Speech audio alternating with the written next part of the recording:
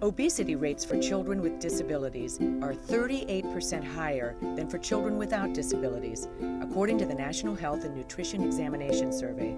Yet children with disabilities are too often left out of the childhood obesity conversation. To address this inequity, KEEN, Kids Enjoy Exercise Now, recently held a summit meeting in Washington, D.C. Titled, Mom, I Want to Play, the symposium featured expert speakers and panelists who discussed the need for, availability of, and obstacles to providing fitness programs for this population. So it is now my pleasure to move out of housekeeping and to introduce to you our keynote speaker, who in addition to being an information specialist at the University of Alabama, Birmingham / Lakeshore Foundation Research Collaborative.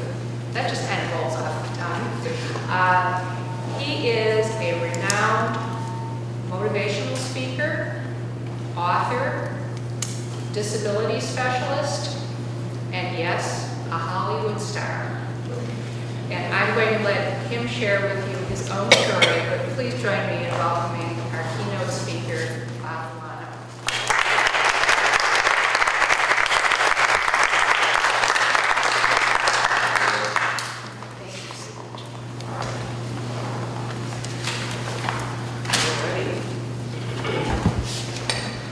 All right, well, thank you very much. I'm kind of an informal speaker. I kind of like to move around, so I'm hoping I'm not interrupting or disrupting the video presentation. I actually work at the National Center on Health, Physical Activity, and Disability, which is called NICPAD. But first, let me go ahead and thank Mr. Elliott, and of course Kate and Joanne for allowing me to be here today. It's my honor to be part of an organization internationally, as well as in our own country, that is making the difference in the lives of families and people with disabilities. Being a person with a disability, anytime we can get the outpour of support from the volunteers, from the communities, from the family, it's just not only bettering the lives of people with disabilities, but bettering everybody's lives. So thank you for your efforts and continued success. The title of the speech is Empowerment Through Physical Activity and Sport. Really what I'm basically just going to talk to you about is a little bit about myself and a lot of the resources that NICPAD has put together to hopefully help your communities, to help your efforts, to direct you and provide guidance at every level in regards to inclusion for people with disabilities. Let's go ahead and go on to the third slide. Basically, what is NICPAD?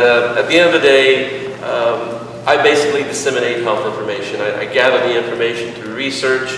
I'll blog about it, I'll write about it, and just send it out to people. I'll get calls from, you name it, from around basically the world in regards to, we need exercises for people that are 31 years of age, that are amputees, that have heart conditions. What exercises can you use? And so that will be a lot of my job. Sometimes I'll chat about it, sometimes I'll get phone calls.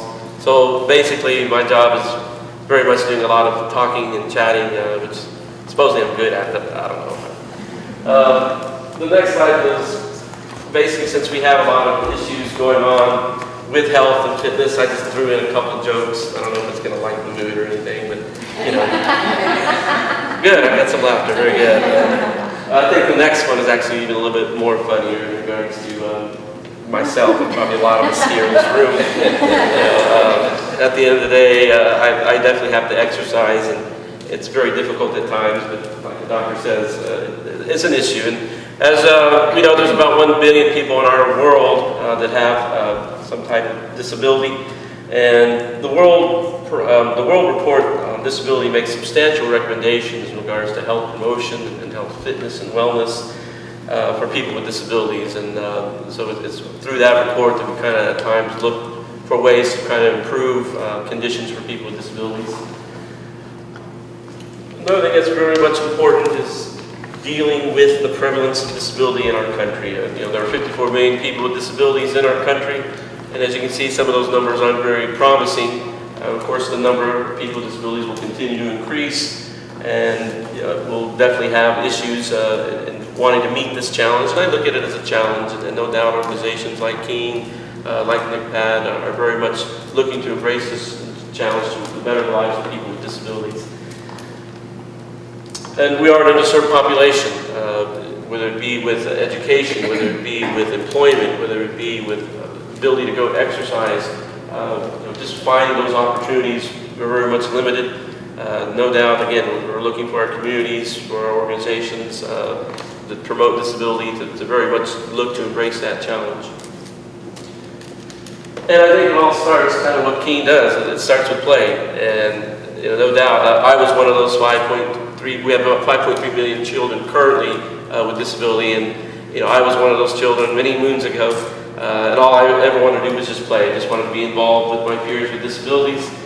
However, my high school experience was not very fun. I was basically told, well, Bob, just hang out over here, and then, well, you get to keep the score, and we'll do checkers. We're going outside, you get to do checkers, and so that was very much, even in the early '80s, it was very much illegal.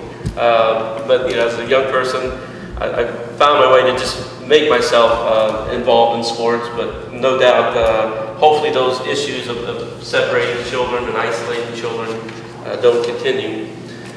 This basically leads to a medical versus social model. And I don't know, has anyone ever read Nothing About Us Without Us? If you don't, please, it's a valuable resource. Basically, the whole idea between the medical and social model. The medical model basically states that the problem with disability is it's my fault. It's Bob, it's your responsibility, or whatever the disability you may have. It's up to you to cure all your physical fitness ills. It's your fault that you can't access the facility. It's your fault. Well, when you've been been part of a lab experience, or been poked and prodded, then you kind of feel like a lab rat, if you will. The idea of Nothing About Us Without Us talks about the importance of the social model. The social model basically being that it's society's fault. I have a disability, yes, but it's not my fault if I can't get to the fitness facility because there's a flight of stairs. It's not my fault that I can't, access equipment at the fitness facility because there's nothing that I can do being a person with a physical disability or any type of disability. So, at the end of the day, this book really talks about the importance of the medical or social model. And as I mentioned earlier, we do have issues with participation in physical activity, and Mr. Elliott pointed out as well. And, at the end of the day, the latest reports I've read in regards to adults with disabilities, only 34% have a physical fitness type of outlet of the 54 million people. Of the 5.3 million children with disabilities, we do have about 48% that do vote of some physical fitness and activity, but that's still well under half the children. And again, you're now setting a mindset of, well, if I'm not active at age 8 or 9, then it doesn't matter if I'm 18 or 19 or 28 or 29 or what have you. So again, there is issues with participation. We'll skip that and go on to the next one. So basically what's going on, what is really the issue here? What am I really just talking about? I've given you a little bit of the doom and gloom. Basically, there are still just barriers that need to be removed. There are challenges that are ahead of us that we need to face. And at the end of the day, it definitely is the responsibility of a community. It is definitely the responsibility of a society to embrace those challenges and make the challenges. The next slide talks about universal design. I don't know if anyone's heard of universal design. The objective with universal design, at the end of the day, is just set requirements on accessibility by providing a minimum level of access. Universal design basically ensures that your participation in environmental opportunities, in physical fitness opportunities, making sure that the environment is safe for a person with a disability to participate in the activity. Now, is anyone familiar with the Dear Colleague letter from the Office of Civil Rights that was done a couple of years ago? Basically, I mentioned the 1973 Rehabilitation Act. Well, that was a long time ago. Well, in January 24th of 2013, the Office of Civil Rights wrote a Dear Colleague letter to the, basically saying that now is the time that Section 504 of the 1973 Rehabilitation Act be, I don't say enforced, but now is the time for there to show that yes, public schools are including people with disabilities, that there is no isolation, that Bob is not put over here playing checkers, and that other kids with sensory disabilities or intellectual disabilities are put over here doing their own thing. It now must be to where there are opportunities for recreation, for PE, and for even competitive sport. And basically that's what this letter talks about, and it's something that I've been, part of my role at NICPAD is very much involved in making sure people are aware of this law. It's a piece of legislation that really doesn't make schools have to do things. It's just making them realize that there is an existing law. It's been out for 40 years. What is your school system doing about it? Go ahead to the next slide. So what does this mean to schools? Again, the idea where we come in with NICPAD is basically just to assess the activity for students with disabilities. What's going on? Where do the educators need help? Where do the PE teachers need help?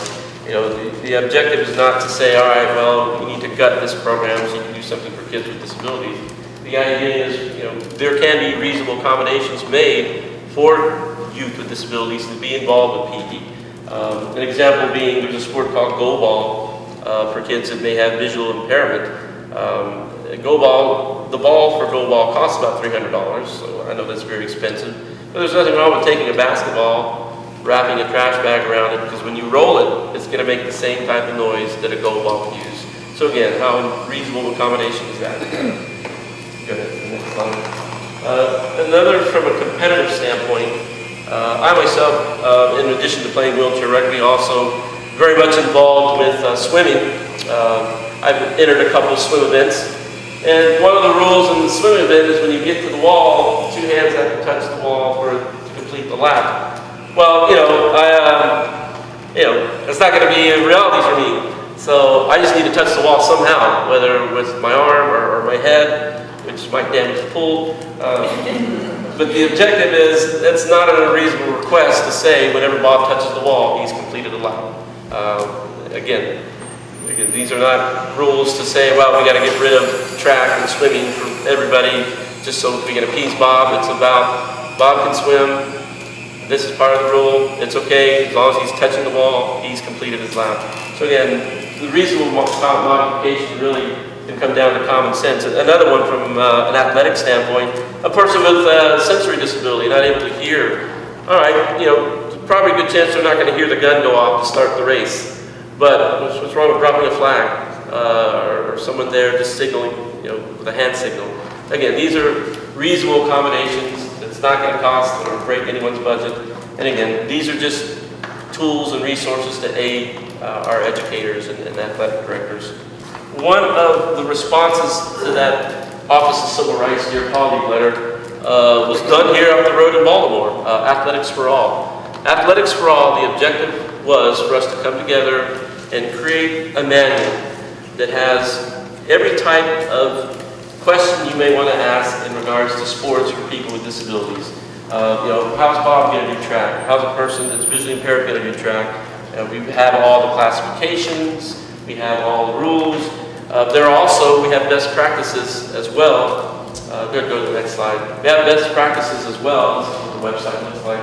That explain what they're doing in Michigan, what they're doing in Texas, what they're doing in Minnesota. So maybe you do have youth with disabilities and they want to be part of their athletic teams. Well, Athletics for All has very much developed some of those ideas. Another organization that has recently stepped up to the plate to answer the Dear Colleague letter written in 2013 was ECAC, the Eastern Collegiate Athletic Conference. About 4 years ago, I was in conversations with the NCAA because they themselves have taken a proactive stance on wanting to address this issue of the 1970 Rehabilitation Act, Section 504, and responding to the Dear Colleague letter. So NCAA got together with ECAC, and they have now created a conference. And in this conference are teams that have disabilities, adaptive sports, wheelchair basketball, rugby, go ball. They have created a conference in which any organization, any sport organization, can have their team be a part of this conference. This is still, and change the slide, this is still kind of new, but they're working on a 4-tier program that eventually they'll introduce. The objective of the 4-tier program is, the first tier is basically identifying the youth with disability and getting them involved in sport. The second tier is finding an adaptive modification for them to participate in the sport. The third tier is very interesting. It's an inclusive aspect. What they're wanting to do, an example being a wheelchair basketball team, if there are 12 players on the team, but in the school you only have maybe 5 kids with disability, okay, well obviously you're going to need 7 other kids to complete the team, so you're now getting students without disabilities to play wheelchair basketball. So again, that's something that to me I think is more realistic, especially in our public schools, in our scholastic and university schools as well. And what's also interesting is at the end of the day, there's a school that's already started this out in California with Go-Ball. Go-Ball has some teams in which most of the athletes do not have visual impairments. These teams are competing against each other at a university level. So again, this is something that's in the works. Eventually it's going to, hopefully in our lifetime or my lifetime, permeate. Because at the end of the day, you want to have a student-athlete experience. A student with a disability wants to know that just like my older brother or my younger sister, that they went off to college and not only did academics but also did sports. I also want that opportunity. And again, this is just, I think this is actually an answer to issues with employment and education. You know, to know that I'm not going to be limited, or that youth that we have with disabilities are not going to be limited. So this is really what ECAC has done. And again, if you just go to their website, it'll talk a little bit about their goals and objectives. But what that means at the end of the day is inclusion. And I think inclusion was best summarized by Dan Rechler's definition. You know, inclusion is not a strategy to where you take systems and structures which exist in our society. It's not trying to fit people with disabilities into that. It's about transforming those structures to make it better for everyone. You know, to make opportunity for everyone, just to make a better world for everybody. So at the end of the day, that's what a lot of these resources and things that I've talked about are there to reach that end goal of inclusion.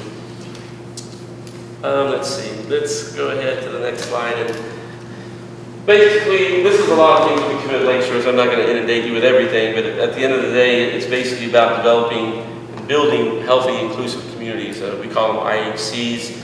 And it's through training, it's through education, it's through just letting the next generation of leaders know what inclusion is about. And we've created many manuals and many websites that help in just educating. Go on to the next slide. One of the things that we also do is training. You know, I get calls many times, Bob, you know, we need disability training for this group, we need disability training for this organization. You know, maybe something down the road can be, you know, for Keene, having volunteers. I'm sure there's training that goes on. It's very important that the people that are volunteering have an idea of disability etiquette and awareness. We're going to go on to the next slide because basically what we say does matter. Basically, when you have people working with people with disabilities, it's very important what we say. It's very important how a person is addressed. You know, you only need one time to make a negative, you only have one time to make a first impression. And if that first impression is negative because of things that are said, or a person may act, or maybe touches somebody when a person with a sensory disability doesn't want to be touched. You know, just things like that, making people aware of things that are said, things that are even written. The next slide talks about examples of person-first language. And what's interesting is, like I said, writing is almost just as important as things that we say. Many times in my job of blogging, I'll have a blogger send in a blog and it'll say something, you know, Tommy's confined to a wheelchair, or you know, little Joey is slow, you know, and these are very derogative statements that continue to perpetuate an attitude. Remember, attitude is the biggest barrier for people with disabilities.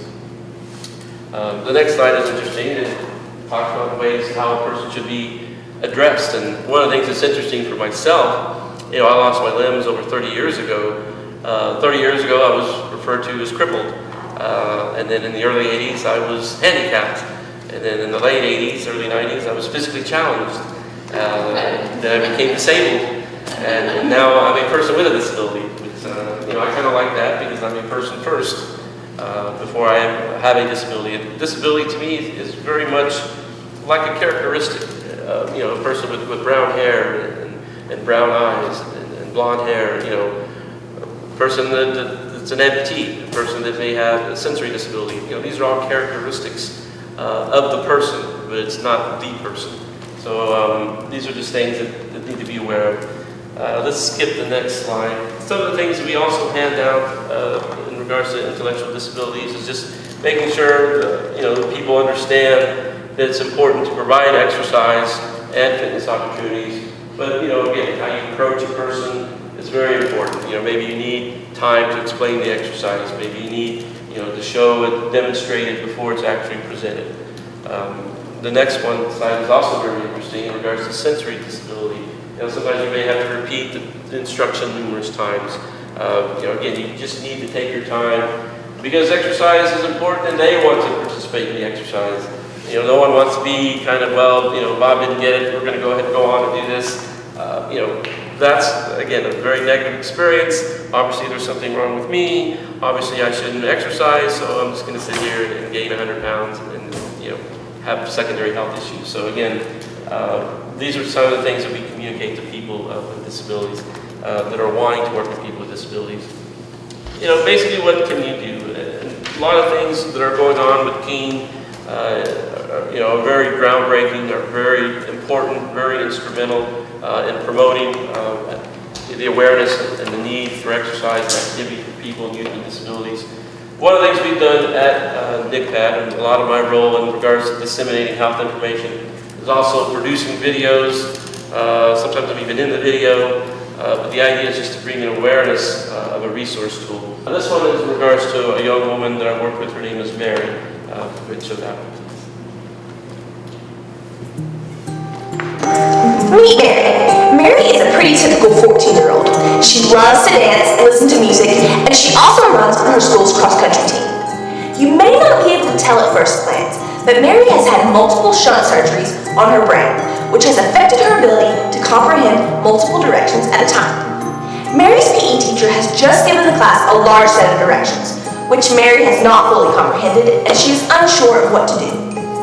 At this point, Mary's teacher could quickly yell another string of instructions, which will probably compound Mary's frustrations. Or she could ignore Mary and let her do the activity incorrectly. Let's see how Mary's teacher handles it. Mary, you look a little lost. Do you want to go over a couple of things? Okay, you're going to be on Team Blue with your blue stick. Bravo, Mary's teacher! Way to take control of the situation. Just like with Mary, an intellectual disability may not be apparent. Here are some other helpful tips when working with individuals with an intellectual disability. Consider how your information is presented on a daily basis. If it is only spoken once to a crowd of students, it may be challenging for some students to comprehend. Be sure to provide directions in alternate formats. For example, written words or pictures with step-by-step directions may be more helpful. Similarly, make sure that the student understands the task you have asked them to complete. He or she may have a desire to please you and therefore say yes or not acknowledge that they don't understand the activity. When learning a new task, be sure to provide all of your students sufficient time to learn that new task. Some students may be significantly slower learners than others. Multiple repetitions may be required. Some students may demonstrate a poor kinesthetic sense. This can create problems with the person's balance and gait, particularly when performing more detailed tasks. Okay, we're going to go ahead and show the next video too, because it specifically is geared towards athletes or students with sensory disabilities.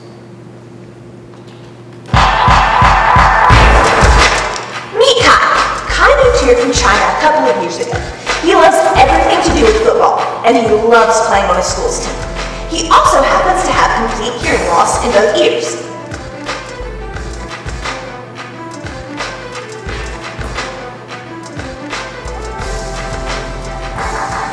Looks like Kai needs some correction on his coverage technique. The coach can handle this situation in several different ways. He could yell a correction to Kai from the sidelines, but Kai would probably not be able to hear it and probably continue to make the same mistake. He could bring the team into a large huddle where Kai is not able to view his mouth. Let's see what happens. Hey, Kai, make sure you're on the inside. Right? Not the outside of it, but you're on the inside. Because when he cuts, you can undercut it. Alright? And if he cuts in, you're already there. Alright? There. You want to make it throw to the outside. Okay. Alright. Protect the inside. Inside and make the most of the outside. That was a touchdown play right there, Coach. Good job. There are numerous sensory disabilities to be aware of, and most are not visible. If you are unsure how to handle a situation or make an adaptation, the best thing to do is ask. Kids with disabilities make adaptations all the time, sometimes without without even knowing it.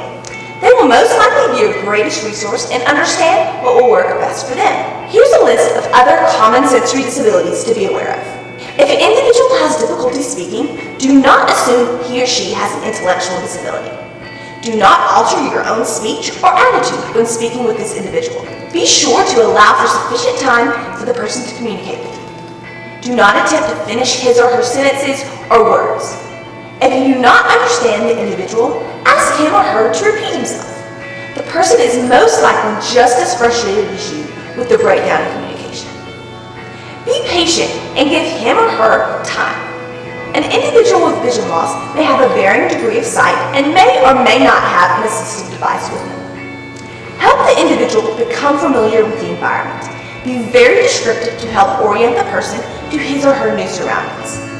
Be sure the environment is safe by removing any unnecessary cones, signs, or other obstacles. A student with hearing loss may require an interpreter. If not, be sure to provide a clear view of the mouth of the individual who is speaking, so the person can read lips. Be sure to keep your hands or other objects away from your face and speak in a normal speed and tone. Regardless of the disability, if communication is difficult, consider writing or asking the individual to spell out what he or she is trying to say. Alrighty. Again, those are things that are going on in our community in Birmingham. We've had people reach out, next slide, people reach out to us for these resources because they've had youth with disabilities wanting to participate in activities. You know, at the end of the day, we're just talking about community leadership when we have these educators reach out to us and public health officials. And again, these are just a lot of initiatives that we are a part of. I'll briefly touch on them. You know, at the end of the day, we want to create an inclusive, healthy community. And sometimes the communities are not sure to go about how to do it. One of the things I always tell the community leader is, all right, you're going to put in a new facility, you're going to start a new program, you know, why don't you have a person with a disability part of the discussion? If you're going to break ground on a new facility, before you even break ground, why don't you invite the person, part of your coalition board, with the disability to talk about, you know, this would help me, or, you know, I live in this neighborhood, this is how I need to get here, this would help me to participate. You know, my friend here has a sensory disability. You know, there can't be things hanging from the ceiling as he's going through your facility. You know, at the end of the day, it's about including people with disabilities as they go through their entire adult life, from youth to an adult, for them to be a part of their community, to make, you know, I talked earlier about having curb cuts. You know, that's actually kind of the first start. You know, see what's going on in your community. Do you have curb cuts in your neighborhood? So again, it's about us trying to create community leaders and adjust and attack inclusion, or make sure inclusion is part of it. One interesting thing with inclusive yoga, and we have them for kids as well. The idea is, I've been involved in yoga programs, and for the most part I've had to stay in my chair. We've developed programs to where you can get out of your chair and on the floor. You know, sitting all day isn't good for the hip flexors, so I really need to exercise them. So again, this is one of the things we do with inclusive yoga. We've also teamed with a guy named Coach Dave, and he's put together an exercise for autism. I'm going to show the video. I'm only going to show a few minutes of it because it's very long, but we'll just go ahead and run that and just get a little bit of idea of Coach Dave.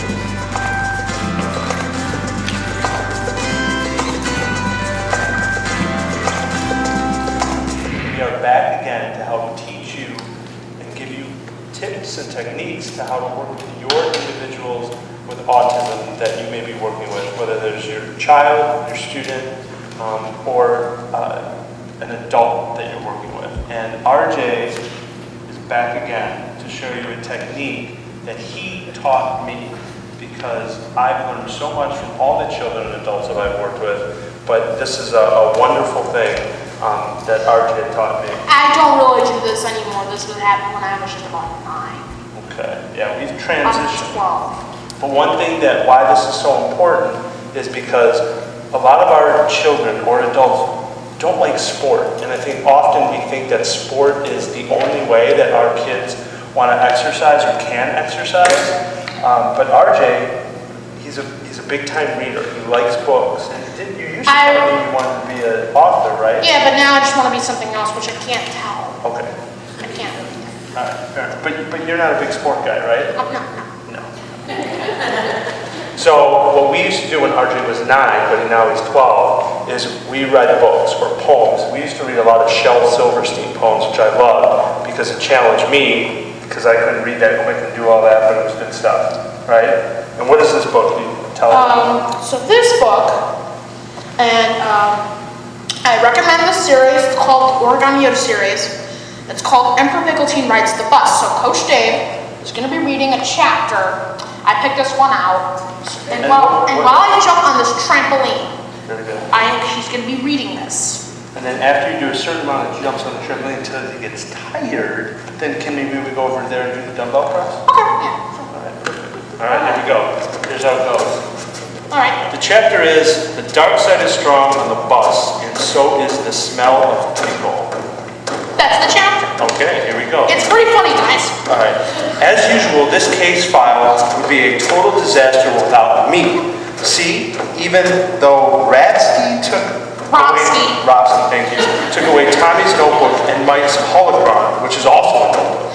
She didn't take my brother's recorder thingy, which was basically like a keychain. I knew I couldn't record the whole trip, and who would want All right, there's about 30 of these videos, and they're all very much like this, so feel free, please. And then I really would appreciate feedback if you do get a chance to view these videos. Again, it's specifically geared towards autism. Let's go to the next slide. Keep going. Last but not least, we'll show the last video of the day of an event that I went to here back in the spring. Again, it talks about community involvement and the importance of inclusion. So can we get that one going just a minute? What does inclusion mean to me? To me, inclusion means like including everyone in it, no matter if you're in a wheelchair, walker, whatever. You gotta include everybody. I think when I look at inclusion, I see it as a part of the economic driver of a community. They're just part of, you're just the person next door, and people see you as the person next door. Inclusion is a way of life. So for us, inclusion is having our children be involved in every walk of life. Your child can be part of a league. You can have that normalcy of going to see a baseball game, because that's what they want, just like every other parent. Inclusion started in elementary school as I broke down barriers to be included. It's so much fun. It's like you include people, and people that are in wheelchairs or standing up, it doesn't matter. Inclusion means to me I get to play with my friends at PE. It sounds like he seems happy in his bedroom, but he's not. He seems happy in there, but he seems more happy when he's getting included in triathlons. That everyone is joining the party.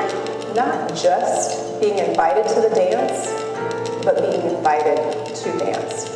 It means actually inclusion means being included in things, a variety of things.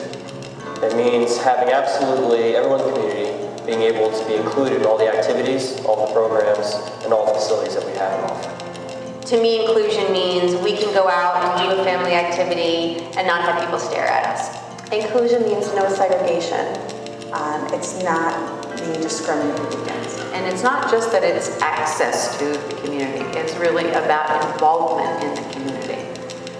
Inclusion basically is to give a person a chance to be involved in what's going on in society. That can range from be it a theatrical play or be it just selling items on the market.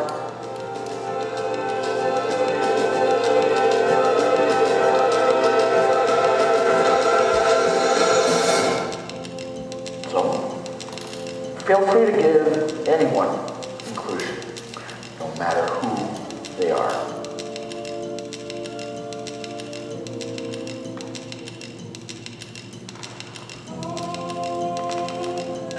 Please commit to it. Please commit to inclusion, because we all can achieve if given a chance.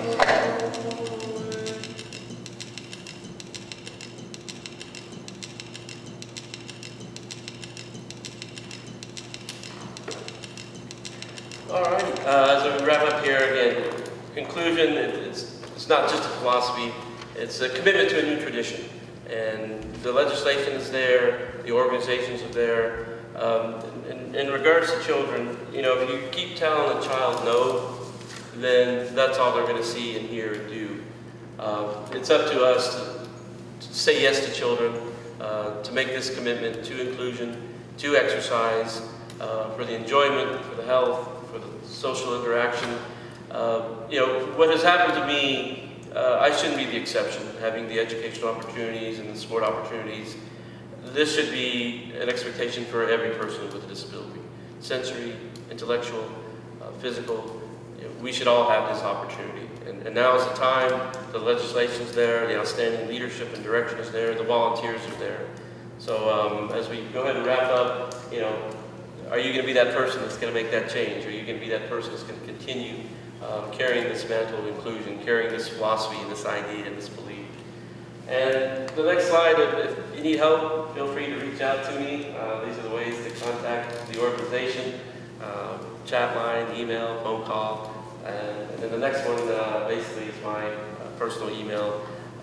Feel free. You know, one of the things in working with children that I tell them to do is write things down, because I think when you can write it down and talk about it, you can see it, it's tangible. When I was about 17, I wrote down a list of 20 things I wanted to accomplish. And 18 of them have been accomplished, and one of them was recently the writing of my biography, No Arms, No Legs, No Problem. And once this came out in December of 2014, you know, it was very much a goal that I was able to check off. But I think it's just something, you wanting to improve the lives of people with disability from a physical fitness standpoint, definitely writing down goals is something that's very important, not only from an exercise standpoint, but also just in life endeavors. So I just want to thank you for this opportunity. Thank you for all the effort and hard work that you're doing in your communities. You know how to contact me. If there's anything I can do from a speaking standpoint, from just sending information. Sometimes I've even done Skype events where I've Skyped in. You know, it can be expensive to fly out to the West Coast and the East Coast. But again, feel free to reach out to us. The resources are there. No doubt we need to collaborate and continue the relationship. And I definitely look forward to being part of that. So thank you very much.